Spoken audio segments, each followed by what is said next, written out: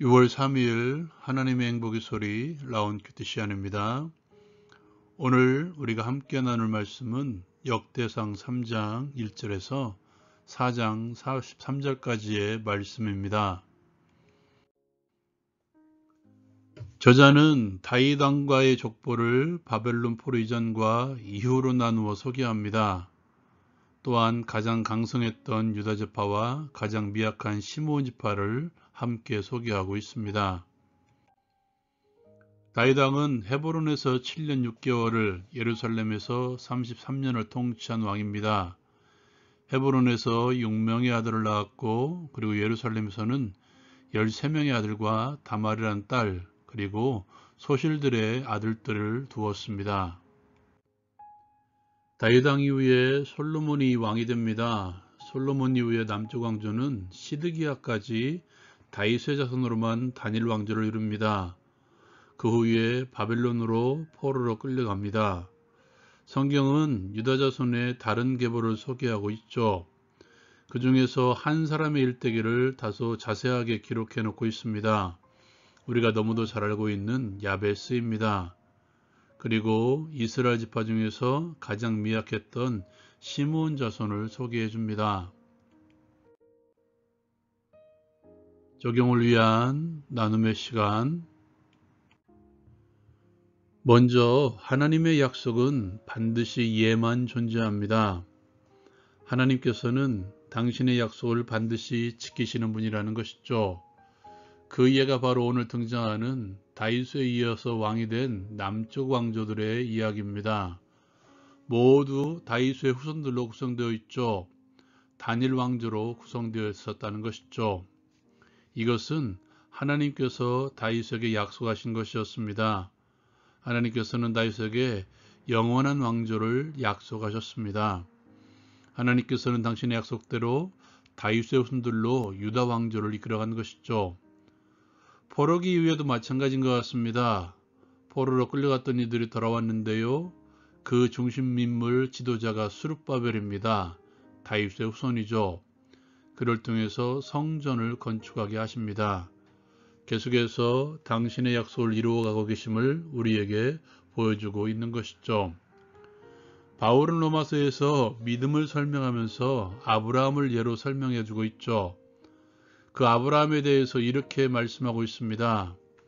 믿음이 없어 하나님의 약속을 의심하지 않고 믿음으로 견고해져서 하나님께 영광 돌리며 약속하신 것을 또한 능히 이루실 줄 확신하였으니, 믿음이란 하나님의 약속을 받아들이는 것입니다. 하나님의 약속을 신뢰하며 나갈 때 하나님께서는 의롭다고 인정해 주십니다. 아브라함은 오늘날 우리들의 모범이죠. 하나님의 약속을 믿음으로 의롭다함을 얻은 아브라함처럼 하나님의 약속을 믿음으로 받아들일 때 하나님께서는 우리를 의롭다고 인쳐주시며 그 약속대로 우리를 구원해 가십니다. 바울은 우리에게 또 이런 말씀을 주셨습니다. 하나님의 약속은 얼마든지 그리스도 안에서 예가 되니 그런즉 그로 말미암아 우리가 아멘하여 하나님께 영광을 돌리게 되느니라. 다윗에게 약속하셨던 그 영원한 왕조의 마지막 성취가 바로 예수 그리스도이시죠. 하나님께서는 예수 그리스도 안에서 우리에게 구원을 약속하셨고 그리스도를 통해서 당신의 모든 약속을 선포하셨으며, 그리스도께서 하신 일에 대해서 우리가 아멘 할 때에 하나님께서는 당신의 약속대로 우리의 구원을 이루어 가실 것입니다. 우리의 구원을 이루어 가시는 하나님께 우리가 할 수 있는 최선은 하나님의 약속을 믿고 아멘 하는 것이죠. 성경을 통해서 우리에게 약속의 말씀을 주신 모든 말씀에 우리가 아멘으로 응답할 때 우리의 마지막은 하나님과 더불어 하나님의 영광에 동참하는 우리의 모습을 볼 것입니다. 하나님의 약속을 신뢰하십시오. 그 약속이 우리를 영광으로 이끌어갈 것입니다. 두 번째로 나누길 원하는 것은 야베스의 기도에 대해서 함께 나누길 원합니다. 저자는 오늘 말씀에서 유다 자손의 다른 계보를 말씀하고 있는데요. 거기에 우리가 잘 알고 있는 야베스 그리고 그의 기도가 등장하고 있죠. 많은 이들이 야베스의 기도를 통해서 우리도 이렇게 기도해야 된다고 외치고 있습니다. 바른 이유도 있겠지만 대부분의 이유를 보면 그가 복을 빌었다는 것이고 무엇보다도 자신의 지경을 넓혀달라고 기도했다는 것에 초점을 맞추고 있죠. 그러므로 우리도 지경을 넓혀달라고 기도해야 된다고 외치고 있습니다. 예를 들어서 사업의 지경을 넓혀주십시오. 직장에서 지경을 넓혀주십시오. 조금 더 심하게 어떤 이들은 내 재산의 지경을 넓혀달라고 기도합니다. 야베스에 대해서 하나님께서 그 구하는 것을 허락하신 것처럼 우리도 야베스처럼 기도하면 응답받을 것이라고 말들 합니다. 이것은 반쪽만 맞는 것 같습니다. 야베스가 그렇게 기도했던 이유, 그리고 야베스의 기도의 정확한 의미를 알고 기도할 필요성이 있다는 것이죠. 야베스를 생각할 때 가장 먼저 알아야 될 것은 그의 이름입니다. 고통이란 의미가 있죠. 왜냐하면 그의 어머니가 수고로이 낳았기 때문이라는 것입니다. 유대인들은 아이의 이름을 대부분 아버지가 짓습니다. 그런데 오늘 말씀에서는 어머니가 그의 이름을 짓죠. 이 두 가지를 보면 됩니다. 누가 자신의 자녀의 이름을 고통이라고 이름을 짓습니까? 아무리 해산의 고통이 심할지라도 자신의 아이의 이름을 이렇게 짓지는 않을 것입니다. 그의 어머니가 이렇게 이름을 지은 것, 또한 그의 어머니가 이름을 지은 것, 거기에는 또 다른 의미가 있다는 것이죠. 아마도 그가 유복자가 아닐까 저는 생각하고 있습니다. 쉬운 말로 하면 아비 없는 자식으로 살아갈 그의 삶에 대한 애통, 그 애통으로 수고로이 낳았다는 의미의 야베스라는 이름을 지어준 것이죠. 이제 야베스에게는 두 가지가 선택지로 남아있죠.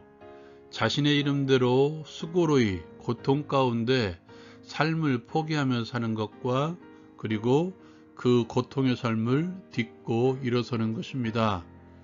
야베스는 후자를 선택한 것입니다.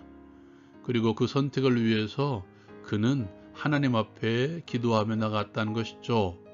이것이 중요합니다. 자신의 삶을 딛고 일어설 수 있는 것은 오직 하나님밖에 없음을 인정하고 그는 하나님께 나아가 엎드려 기도한 것입니다. 이것이 제일 중요한 이유이죠.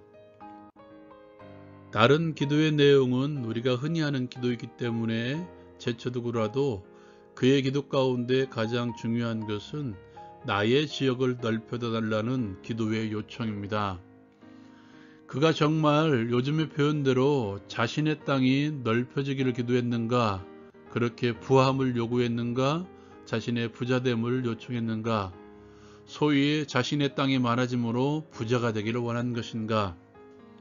여러분, 먼저 알아야 될 게 있습니다. 그가 말하는 지역, 그 지역이 어디에 있는 지역입니까? 약속의 땅이죠. 그리고 그 땅을 매매할 수 있는 것은 사고 싶은 사람이 사는 것이 아니라 팔고 싶은 사람이 자신의 형편으로 인해서 땅을 팔지 않고는 살아갈 수 없을 때 파는 것이죠. 그렇게 땅을 팔았을지라도 파는 자에 의해서 내가 땅을 샀을지라도 50년 후에는 돌려줘야 됩니다. 영원히 내 재산이 될 수 없다는 것이죠. 땅을 취해서 부자가 되는 것은 유대인들에게는 있을 수 없는 일이라는 것입니다.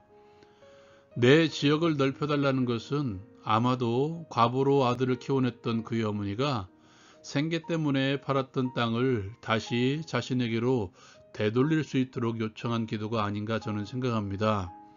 희년이 아니라 그 이전에 땅을 되찾아오기를 바라는 그의 마음의 표현이었다는 것이죠. 왜 그렇습니까? 그곳은 약속의 땅이었기 때문입니다. 약속의 땅, 하나님의 기업, 하나님의 백성의 상징이었던 기업의 땅을 다시 찾음으로 말미암아 나는 하나님의 백성이다라는 의지의 기도가 아닌가 생각됩니다. 수고로이 낳은 자식이 아니라 나는 하나님의 선택받은 백성이라는 자부심을 얻기 위해서 그가 그렇게 기도한 것이 아닌가 저는 생각됩니다. 하나님의 약속을 다시 믿고 나아가는 그의 기도였다는 것이죠. 약속의 땅에 거하기를 바라는 야베스의 마음, 하나님의 약속을 신뢰함으로 자신을 돌아봐 주기를 야베스의 기도에 하나님께서는 당신의 약속대로 그가 구하는 것을 다 허락하신 것입니다.